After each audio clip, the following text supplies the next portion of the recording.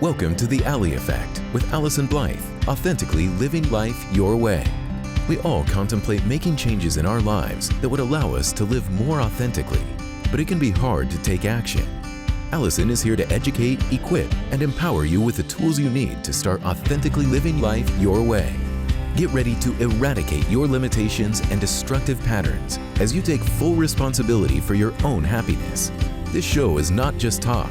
It is conversation for profound self-awareness, acceptance, and appreciation, the key elements to stepping into the power as the creator of your very best life. The Ally Effect with Allyson Blythe starts now.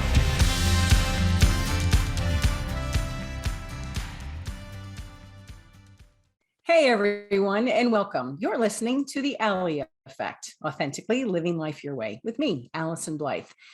You can join me the first and third Thursday of every single month right here on Transformation Talk Radio as we dive deep into this concept of authenticity and helping you along your way in order for you to live so much more authentically. So last time we ventured into this topic of communication, and here we are in part two. One of the things that I think is so incredibly important to realize is just how easily communication can go awry.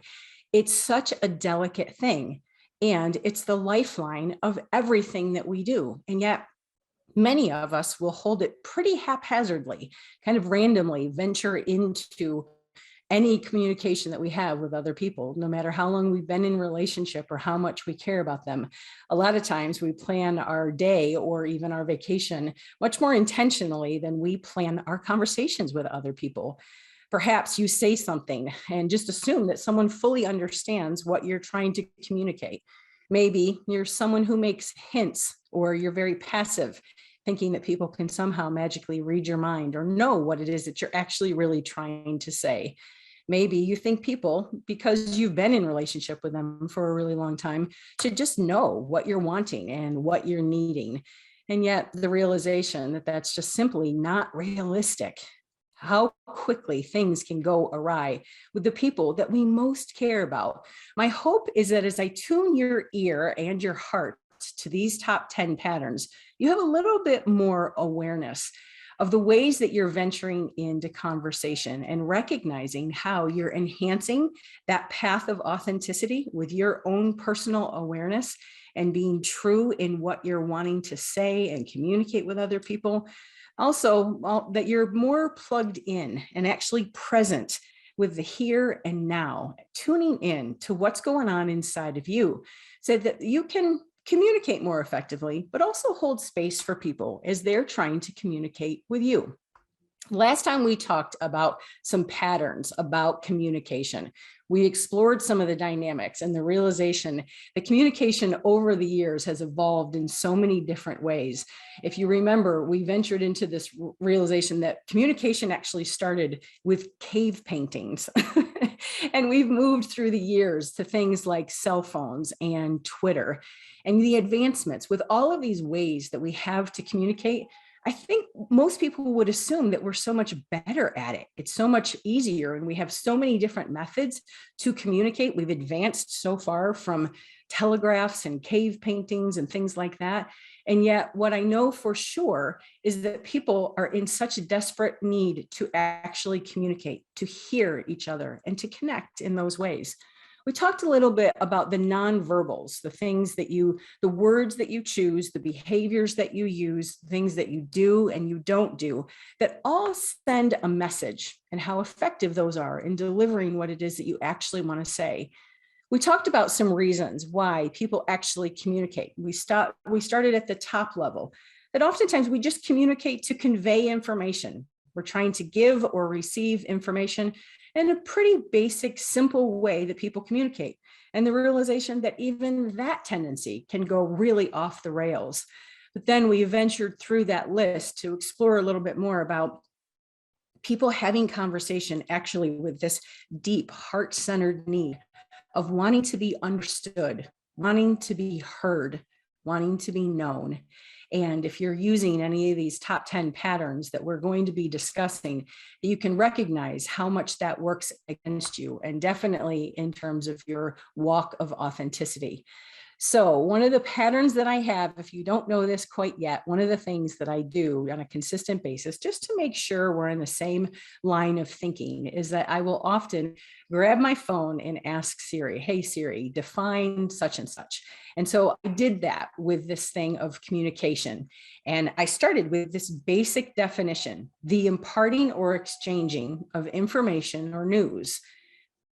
Pretty simple, right? That if we're conveying information or we're trying to somehow submit it, another definition is a letter or a message containing information or news. And yet the truth is, we know the communication is so much more important than that. It means so much more. There is depth and substance. There's assumptions that kind of roll into this. There's connectedness and the need, again, to be heard, to be known. So with that, I started to kind of go a little bit deeper. That's a basic definition of communication, but it didn't quite hit the nail on the head for me. And so I started to look for some quotes so that I could wrap my mind around this thing called communication. And I found one from Quote Master, and it reads, effective communication requires more than an exchange of information. When done right, communication fosters understanding, strengthens relationships, improves teamwork, and builds trust. Yeah. Sit with that for a minute and realize that ultimately the reason that we're using words, that we're trying to engage in some type of communication, is so that we can improve relationships, foster some level of understanding that we have with other human beings, and certainly in terms of enhancing the trust level that we have with other people. Imagine if we, every day when we were thinking about selecting words and engaging in conversation, if we kept that realization in the back of our mind, the delicate nature of this thing called communication. In every way, in every day, we are communicating something. The words that we choose, the behavior that we use or don't use, everything you do and everything you say is communicating something. Have you ever taken the time? Remember, this is a show about authenticity. So this is about your side of the street, my own side of the street. Have you ever taken the time to really stop and think about how effective your attempts at communication are? Do you find yourself in the same old patterns over and over and over again, engaging in conversation with people or banging your head against the wall because you just feel like you cannot get through to someone? Communication is by far the thing that people come the most into my office. People will seek my services, whether it's the workshops that I teach, the sessions that I offer, the coaching. People will often venture into my office because of complications with communication.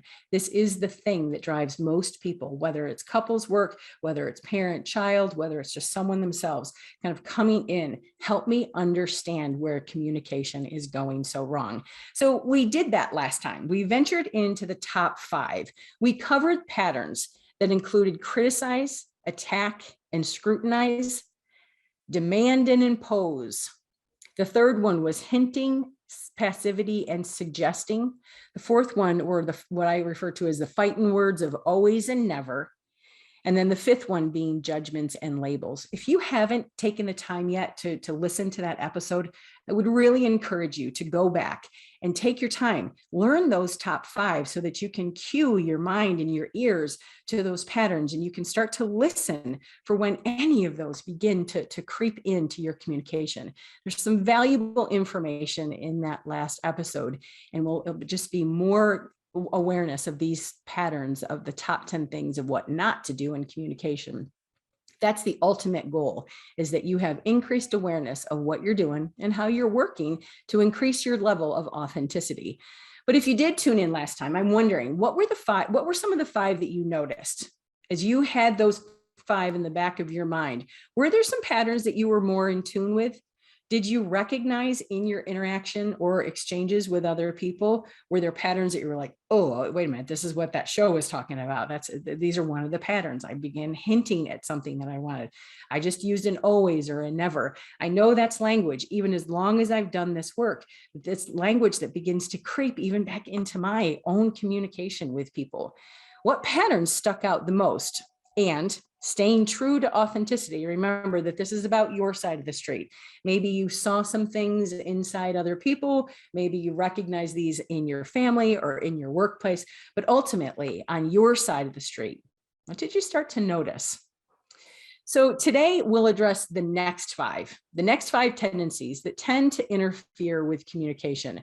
Remember, we talked about that basic level versus the heart of the matter, really boiling it down to wanting to feel heard and connected with other people, ways to build trust. These next five patterns you'll recognize that interfere pretty much with the connectedness and erode your level of safety and trust with the other people that you most care about. They also disconnect you from you. When you're engaged in any of these top 10, it disconnects you from self-awareness. And because it's a show about authenticity and being so in tune to what's going on inside of you, if you're engaged in any of these top 10, chances are your focus is outside, not in here, which is what our ultimate goal is. So what are the next five? Personalize is number 6. Jumping to conclusions, assigning motives, complaining and criticizing. And then the last one, number 10, sarcasm and humor. We're going to go through each of those 5 as we spend our time together. The next 3, 6, 7, and 8 have really under the umbrella of assuming. It's making assumptions about certain things. They are a little bit different. They have a little bit different flavor or personality. But if you kind of go under the guise of assuming, that's what these 3 fall in under the umbrella of assuming. And so I did it again. I looked up another definition. And again, at dictionary.com, the word assume means supposed to be true without proof. How often are you engaged in conversation, assuming that something is absolutely true without proof? All right. So we start to tell ourselves a story and we think we know for sure. And you don't even realize that you're doing it. Something has happened, somebody says something, and you begin to believe you know for sure. And when in reality, those things, the assumptions that we're making are rarely based on facts. They tend to be based on your history, the past experiences that you have with someone, your current mood, or the lens you have of the world. Assumptions are really, really dangerous. So another quote before we wrap up this segment. The problem with making assumptions is that we believe that they are the truth. We make an assumption, we misunderstand, and then we take it personally. Then we react by sending emotional poison with our word. This creates a whole big drama for nothing. And that was off of a site called Quotegram.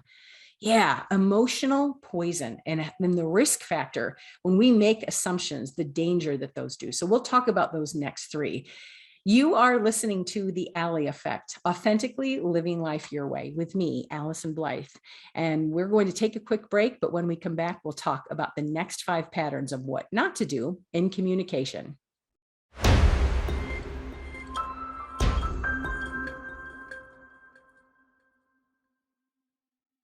We're back here on The Ally Effect with me, Allyson Blythe, certified life coach and licensed clinical social worker. You're listening to The Ally Effect. And we do have a very, very special guest today who's very intrigued by this topic of communication. She's going to make a quick appearance and then head on out as she learns what she needs to learn about communication. That, my friends, is Boo Kitty, and she is a very special entity on this show and makes her appearance when she decides to. So I want to make sure that you know how to be in touch with both me and Boo Kitty if you ever need more information about these topics that we're covering about authenticity. And you can always visit my website, which is my name, Allyson Blythe .com, AllysonBlythe.com. She's got me a little distracted, I must admit. AllysonBlythe.com. Or if you want to send me an email, I'd love to hear from you. AllysonBlythe@live.com. And then, as always, you can send me a message on that social media platform, which is Allyson Blythe Life Coach. Any social media platform, share with me. I'd love to hear your venture about authenticity. I think she's going to have some good stuff to share. She might even want to chime in on this thing called communication and helping us understand the authenticity of it. So today we're talking about the essential tools of communication and tuning your ear and your heart from this concept of authenticity and realizing things that you may be doing that are moving you further and further away from the heart of connectedness, helping you understand the next 5 patterns. So what are they? The first one is personalize, your tendency to take things to heart, jumping to conclusions. Assigning motives is number 8. And then 4 is complaining and criticizing. And then 5 is sarcasm and humor. We're going to talk about each of these 5. All right. So as we venture in this pattern called personalizing, I want to tell you about a client of mine by the name of Sarah. And Sarah is 28 years old. And as a child, Sarah spent an awful lot of time with her grandma, who she loved very, very much.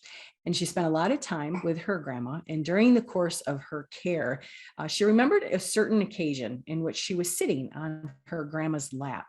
And during that time, she was making comments and they were playing, and just a really beautiful, loving exchange.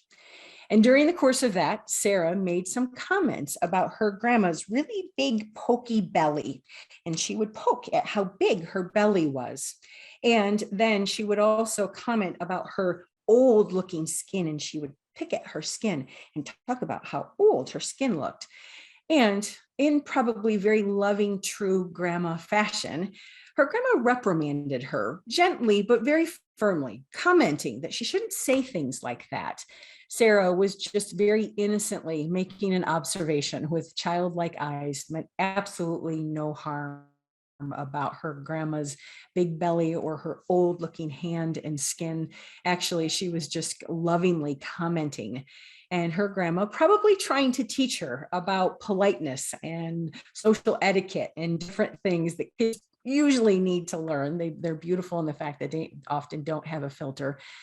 And so they went on with the day, but Sarah's little heart was hurt. She knew that she had misstepped with her grandma, but they went about their day. The tragedy struck just a couple weeks later when, sadly, Sarah's grandma died of a heart attack. And in her innocent little nature, Sarah drew this conclusion that her words, her commentary about the big belly and the old skin had actually killed her grandma. Oh my gosh, the faulty conclusions that we make in childhood, the way that we put things together. And Sarah, now coming into me as a 28-year-old, had certainly put that out of her mind. We were talking about it in terms of just childhood events and things that had impacted her. And Sarah was able to report to me that she had this lifelong tendency to take things personally, that she would believe that she was often the cause of things that fundamentally had absolutely nothing to do with her. She had a tendency to over-own responsibility, the way that people reacted to things or the way that they felt. It's one thing as a child when we have these patterns, we put these faulty conclusions together, but as an adult, do you have a tendency to personalize? Do you have a tendency to kind of put things together in your own mind and believe that they have anything to do with you? Sarah had a lifetime of feeling single-handedly responsible for other people, places, and things that, quite frankly, had absolutely nothing to do with her. But because of that innocent type experience as a child, she had put those things together and drawn that conclusion that things were somewhat up to her about how they turned out. Are you someone who takes things to heart? Something happens, someone says something or doesn't do something. Do you have a tendency to take that very personally? You walk into a room and people are giggling or snickering or they're talking, and then they stop talking when you walk in, and you just know for sure that they're talking about you, or they know about that bad date you had the other night. Like, do you personalize things as though other people's behavior. The clerk at the grocery store who maybe just found out yesterday or tomorrow was going to be her last day because they're downsizing at the store, or her mother has gotten a serious diagnosis and she's putting your eggs at the bottom of the bag and the cans on top. Do you walk away from that thinking like, geez, what did I ever do to her? Do you take other people's behavior personally? Traffic is one way that we do this. The driver cut me off. Someone says something or doesn't say something, they do something or they don't do something, and suddenly you believe it has anything to do with you. Do you have a tendency to think things are your fault or they're your responsibility? I refer to that as over-owning, that you're stepping outside of your own personal hula hoop and you're over-owning things for people. It causes a lot of hurt feelings, a lot of sense of insecurity, and certainly a distorted perception of how you're experiencing it. It's the work of Don Miguel Ruiz and his book, The Four Agreements. If you haven't had the time to ever check that book out, I would highly recommend it. He talks about don't take anything personally. Could you imagine what life would feel like if we just didn't take anything personally? I think there is a time and a season for reflection. If something happens, did I have a part in that? What was my role? What was my side of the street? But yeah, that thread of just releasing that anything has anything to do with us about other people's behavior. A lot of wisdom in that offering. Don't take anything personal. And I say this with much love and assurance. Most people are not thinking a thing about you. You know why? Because they're too busy thinking about themselves. So it's kind of, I mean that very reassuredly, like most people are just very busy thinking about themselves, not about what you did or what you didn't do. So that's number 6. Number 7 is jumping to conclusions. Now, what I know to be true is that the mind looks for things to understand. Something will happen and the brain wants to make sense of something. It wants to put pieces together, and I call it like digestion. It wants to be able to digest an occurrence so that it can make sense of it. You see something that happens or you have an experience and the brain begins to fill in the blanks with things that probably didn't even happen, but we believe to be true. You take pieces of different situations and you weave them together to create this story. The issue is that we do this based on our own experience, the lens through which we see the world, the history that we have in the world, our own belief systems about people and about occurrences, and also our own personal perspective. So understanding, now I'm going to do a lot of prefacing to this story because I think it's really important to understand. I have been doing this work for over 30 years. I have written a book. I teach a workshop, The Art of Effective Communication. I'm offering this in the top 10 things of what not to do. And I'm saying all of that because I'm going to share a very humbling story with you because this is a show about authenticity, and sometimes a lot of humility comes with authenticity. I have told this story many times, and I offer it to you to help you see how quickly the brain can just go off the rails. Remember, I said in the beginning that this is a tendency. It's so critical to have this delicate conversation with people, and yet how often the brain starts to go to these habitual patterns. So let me tell you the story. I love to walk, and I've lived in the same neighborhood, and there's this long stretch of sidewalk that takes you through beautiful trails and by water. And I walk it often, very often. And over the course of years, I have noticed a woman, and she's very lovely, and we often exchange pleasantries, and it's just a very civil, oh, good morning, how are you? Fine, fine. And for years, this has happened. But there was a season of time when I started to recognize that this woman seemed to be walking a lot, like really a lot. And to the point where I was starting to make note, like, what in the world? I would drive to where I was going to walk, and I would see her ahead of time. And then I was walking and I would pass her, and then I would see her as I was leaving. Sometimes I would go home and I would shower, and I'd drive back through the neighborhood and she would still be walking. My friends, she just seemed to be walking, sometimes literally day and night. And so I started, with all this wisdom and clinical experience I have, I started to fill in the blanks, to jump to these conclusions. And in all my wisdom, remember, I said, we tend to see the world through the lens through which we believe, the perspective that we hold. Well, part of my world is offering diagnosis, that I will see situations with people and I will conclude diagnosis. I have the credentials to do that, and I'm paid by insurance companies at times to do this. So yes, even though this woman has zero impact in my life, she's not someone who is any of my business. All of a sudden, I started to jump to conclusions about her. And I started to think, I believe she has an eating disorder. I think with all of this walking, she's trying to do all of this because with compulsive exercise to manage. Understand that I started to fill in all of these blanks with this woman. So imagine my surprise one morning as I was venturing out onto my walk, and I get out of the car and I start up the hill, and I suddenly see her coming down the hill. And I'm a little taken aback because as I look at her, I also look to my left and I see that there's two of her. So my friends, you see what happened is that she actually didn't have a eating disorder that I know of. She actually had a twin.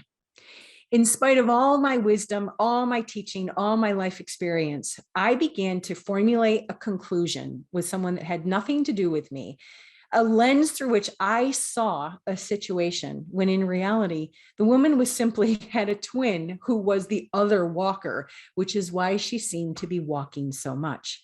It's humbling to realize how distorted the brain can be and how it can make stuff up. Is this a pattern? Do you have a tendency to jump to conclusions? This one is embarrassing enough, and yet it really, no one would ever know if I didn't keep telling the story. But I wonder for you, in your personal situation, do things happen and you begin to jump to conclusions about things that are happening? That is pattern number 7 that I will caution you on. So you are listening to the Ally Effect, Authentically Living Life Your Way with me, Allyson Blythe, certified life coach and licensed clinical social worker. We're going to take a break. And when we come back, we're going to keep talking about these patterns of what not to do in communication.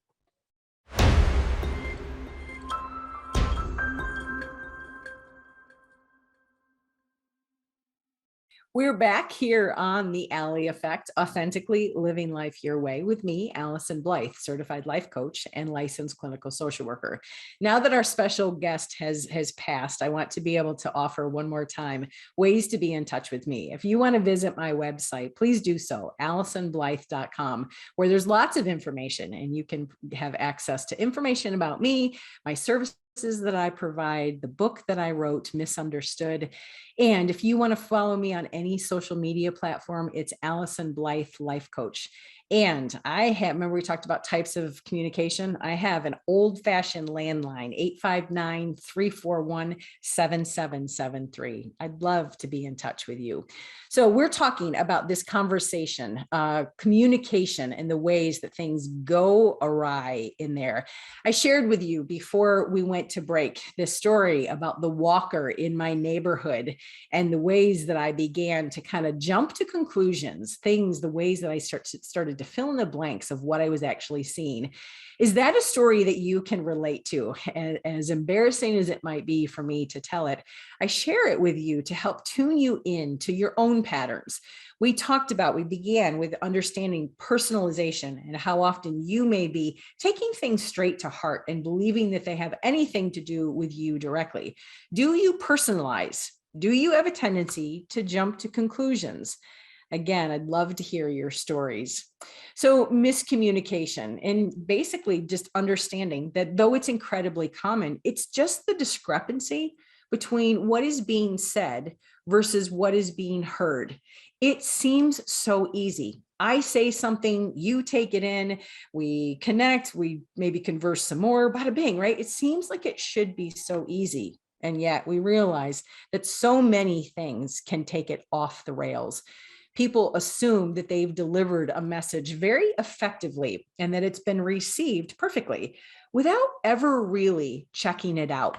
In my work with clients, I will often say to them, and sometimes I can gauge by their reaction or their body language. Remember, we said everything that happens sends some kind of message. You're communicating. Body language is another way that we're doing that.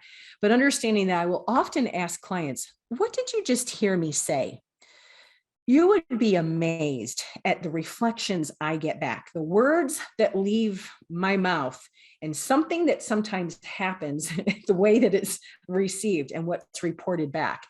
Have you ever taken the time to ask someone, what did you just hear me say?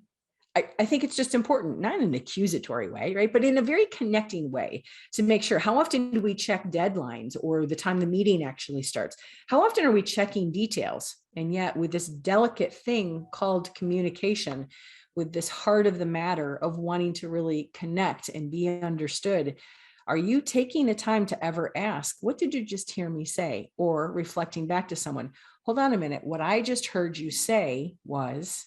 that one simple tool and the changes that it can make. How often I've had to clarify actually what I was trying to say was, and then how much more effective it is once I know there's been like some type of distortion or misrepresentation of what I intended to convey to people. There's so many risks in assuming things to be true, in creating stories. Do you start to write a story in your head or fill in the blanks? If you have your own stories or those moments or circumstances that you know you've been affected by some of these patterns, this is your point of self-awareness to begin to recognize ways to do it differently. Can you see how using any of these patterns that we've shared about so far can really create some level of misunderstanding, even defensiveness with the people that you care about? And sadly, even patterns of resentment and hostility. We see that though it's this delicate thing, very quickly it can go wrong. Are there examples that you can think of where you know that you've been influenced by one of these patterns? Maybe you've been on the receiving end of some of these and you recognize how hurtful or confusing it can be. So let's move on to the next one, which is assigning a motive.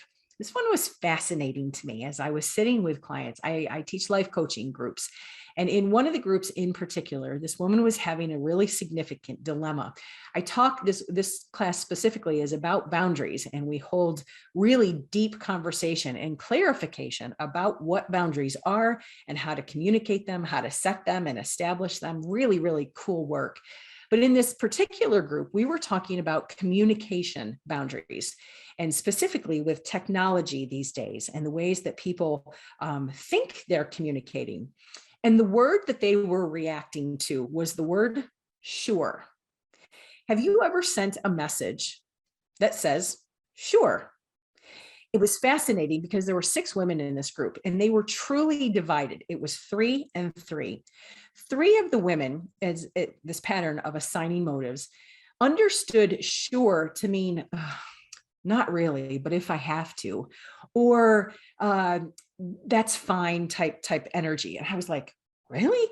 I've probably sent hundreds of sure messages, meaning sure. And the other 3, and I was more aligned with this group, that sure meant, yeah, sure, absolutely. Like, no, but we start to assign motives of what people really meant by simple words like sure.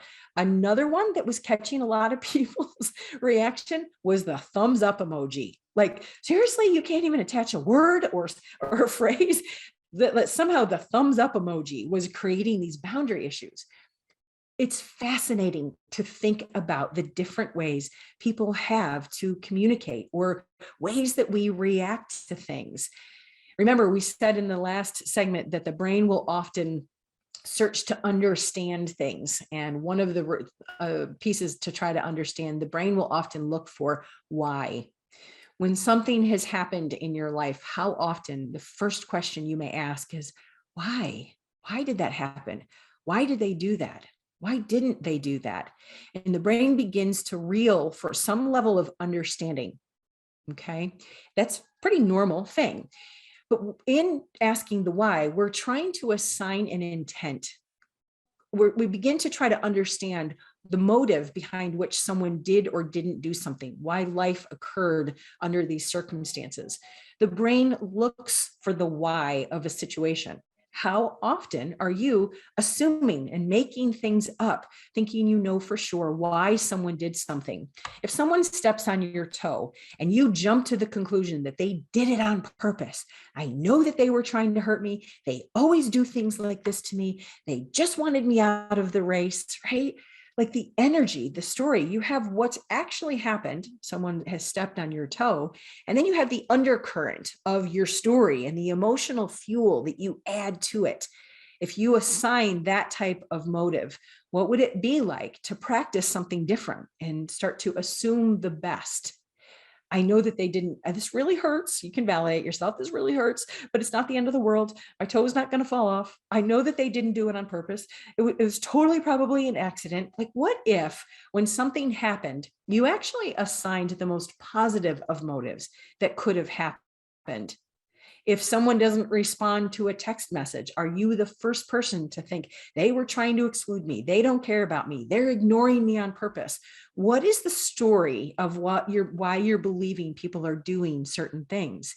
What if you were able to switch that to the story of, I know that people are busy. There have been dozens of times when I've looked at a text message and I just got busy, or I didn't know that they had texted back. I know people are doing their best. Do you see how it changes the interaction or the emotional exchange we have with someone? What are the assumptions or the ways that you assign motives to people, especially some of the people that you care most about? So let's talk about the next pattern, number 9, which is complaining and criticizing. Now, I have to preface this one too. I am a therapist, and my job is to hold space and hold conversation for people and with people who are complaining. Something has happened, something has not happened, and people have a lot of feelings, emotions, and thoughts about this thing. So it absolutely will have its time in place. If you are an external processor and it helps you to be able to vent and get things out, you can maybe do a little bit of a purge. And then after you're feeling better, you can start to put the pieces together and get yourself calmed down or get a little bit of perspective. Maybe you're looking for some validation, and that launching of complaint really is purposeful for you. Absolutely fine. This pattern has its time and its place. The risk factor, I will say, though, is that we can get stuck. Complaining and criticizing can be very contagious energy. Have you ever had an Eeyore in your life? Or have you ever had someone point out like, oh, have you seen this, this, and this, and this? And before you know it, like your focus starts to go on this, this, and this. Like you're starting to recognize the bad of the world, the hard, the way people did things. What is it? Are you affected by the complaining and criticizing? Are you, Eeyore, bringing kind of that heaviness or negativity to the party? You can get very stuck in complaining and criticizing. And it's also very contagious energy where we begin to find fault in the things that are happening. And very much like they say, sometimes there's gateway drugs. I believe this to be kind of like a gateway pattern to some of the other tendencies, that if you are focused and you're locked in on the complaints and the criticism before long, how you are launching into judgment and assumptions about things, it kind of lead to some of the other patterns. So complaining and criticizing and giving yourself maybe a time period that you allow yourself to do that before you start to switch a little bit, being able to understand that this can skew your perspective in a pretty heavy way.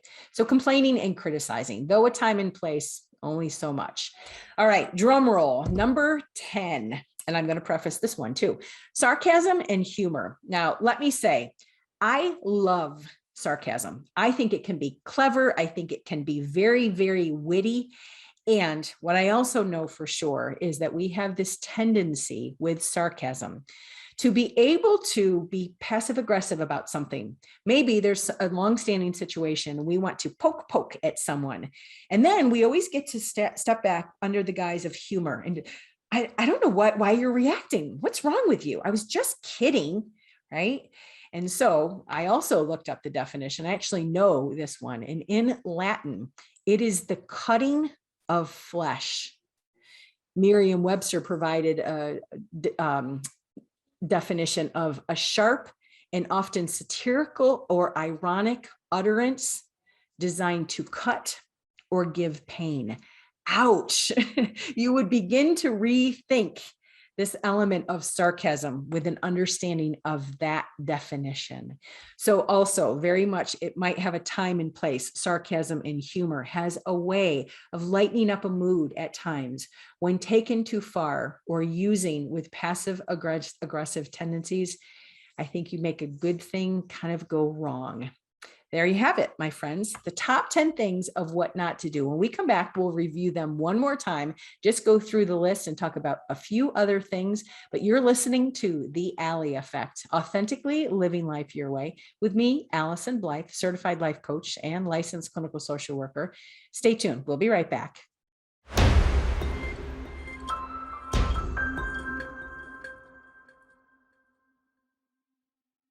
We're back here on The Ally Effect, Authentically Living Life Your Way, with me, Allyson Blythe, certified life coach and licensed clinical social worker. We're diving deep into this conversation about authenticity and helping you recognize the top 10 patterns of what not to do in communication. So I'm going to go through them one more time. I'm going to list them, and hopefully you can take some notes and recognize some of your own patterns. Number 1, criticize, attack, and scrutinize. 2 is demand and impose. Number 3, hinting, passivity, and suggesting. 4, always and never. 5, judgments, labels, and scrutiny. Number 6 is personalize. 7 is jumping to conclusions. 8, assigning motives. Number 9, complaining and criticizing. And here we are at 10, sarcasm and humor. Those are the top 10 things that I would encourage you to be very, very conscious of anytime that you're engaged in those or you're the recipient of those, to take a minute to step back and to get conscious of the patterns and the ways that you're actually really working against yourself. I was able to gather a question from a client and wanting to know some more information about these top 10 things of what not to do. And she was able to share with me, many of these patterns are habitual. I don't even know that I'm doing that, is what she writes. Do you have any tips for recognizing these patterns? And the good news is, yes, I certainly do, because I wasn't able to necessarily recognize some of my own patterns until after the fact. And that's where I want you to be able to start. Sometimes you don't necessarily recognize these top 10 patterns until things have gone off the rails. But retrospect is still a powerful teacher. It still allows you to be able to tune in. If you can catch it a little bit more proactively, well, that's just even more of a bonus. What I would say is that as you're practicing more of this tool of self-awareness, when you're starting to feel yourself frustrated or disappointed by something, again, remember I said, are you banging your head up against the wall in communication with someone? Chances are you're pretty entangled in some of these top 10 patterns. If you're starting to notice that you're having the same conversation over and over again, maybe you're dreading a conversation or you're repeating yourself often, if you have an ongoing conflict, it's all of those categories where I would encourage you, take a good hard look. Could any of these top 10 patterns be involved? What I would encourage you, remember we talked about the deliberate nature of which most people will plan their vacation. If something is happening, if you are in conflict or there has been something that has happened, can you be as deliberate and intentional with your words to check for these patterns, that you're very clear and concise about what it is that you want to say to people and your willingness to check it out with them? What did you just hear me say? And making sure that if you're hearing someone, be able to connect with them. What I heard you say is such and such. Is that what you were meaning? Be willing to listen. How can you recognize these patterns? Be willing to drop so much into what you have to say and be willing to actually listen to what people are saying. Ask questions. clarify, and get to the point in the most direct way that you can. So in Misunderstood, I write about the SOS toolbox, the sense of self toolbox. There's two tools that I think that I would offer you in this. The first one we've already talked about, self-awareness, and your conscious ability to actually tune in to what you're doing and why you're doing it. The second one that I would offer is self-responsibility. That oftentimes, if things are going awry, we have a tendency to sometimes blame and look outside of ourselves. Well, you didn't hear me correctly, or you always react like that. Self-responsibility puts you in the driver's seat of whatever it is that's happening. Years ago, I was introduced to the work of Marshall Rosenberg. And if you're not familiar with his work, I would highly encourage you to be researching a little bit about his work of nonviolent communication, NVC. I was introduced to this tool many, many years ago, probably about 15 at this point. And it's through his work, Marshall's work of nonviolent communication, that I did a lot of study and a lot of research, and have introduced this tool of nonviolent communication into the work that I do. That's a lot of where these top 10 patterns, these are the patterns that divide our world and set us at war with each other. Marshall was dedicating to help understand what it is in our world that actually connects people. So one of the things with all of my clinical experience and the work and training that I've gotten with Marshall Rosenberg's work is that I developed a workshop called The Art of Effective Communication, in which we talk about these top 10 patterns of what not to do. And then I offer you a 3-step tool where you can begin to tune in to the thoughts, the feelings, the needs, and then develop so much more effective strategies to actually meeting those needs. How often, I compare it to going to the fridge without knowing that you're hungry for. How aware are you of what it is that you actually need? The need to matter, the need to be heard, to belong, the need for information. These are all the reasons why we're communicating with other people. And yet, rarely do people actually know what it is they're hungry for, so to speak. It's through this work, Marshall's work, The Art of Effective Communication, that I have available on my website, that allows you to be educated and so much more fully equipped with an actual tool that can empower you to know what it is that's driving your behavior and your words with other people. I want to help you be more educated about ways to be able to live so much more authentically. So if you're inspired or intrigued by anything that you've heard, the top 10 patterns of what not to do, needs that drive all human behavior, check out my website, AllysonBlythe.com, and you can absolutely buy there The Art of Effective Communication as your way to be so much more empowered, so that we can be more conscious and deliberate about the communication that we have. So what is it that you're noticing? If you can recognize any of these top 10 patterns, shoot me a message and let me know how these things have gone. As you clean up your communication and you're conscious about ways that you're starting to use your words more deliberately, and you're aware of these patterns and you're eliminating them to have much more heartfelt communication and conversation with people, what wins are you experiencing? Do you have a story, your own personal walker story, where you're starting to notice some of these things? And if you have a tendency where you start to know that, like, oh, I was able to do this instead of any of those top 10, I would absolutely love to hear. If you have any other questions or ways that I can be of assistance to you, please don't hesitate to reach out to me. I want to thank you for tuning in to the Ally Effect, Authentically Living Life Your Way, where we hold deep conversation. It's so much more than just basic talk. This is really a heartfelt opportunity for us to dive deep into this idea of authenticity and how to help you build this path along your way. You can join me the first and third Thursday of every single month right here on Transformation Talk Radio, 4:00 Eastern Standard Time and 1:00 Central Time. Next time on the Ally Effect, we're going to be diving deep into yet another topic. Stay tuned. I can't wait to hear more from you. Have a good day. Thanks for tuning in to the Ally Effect with Allyson Blythe. The moment you decide to take control of your own well-being, you start the journey of authenticity. Tune in next time for more empowering conversations and practical tools to help you shed your fear, worry, comparison, and less than beliefs. Stick with us as you step into the driver's seat and head off onto the road of success and happiness. Your best life awaits.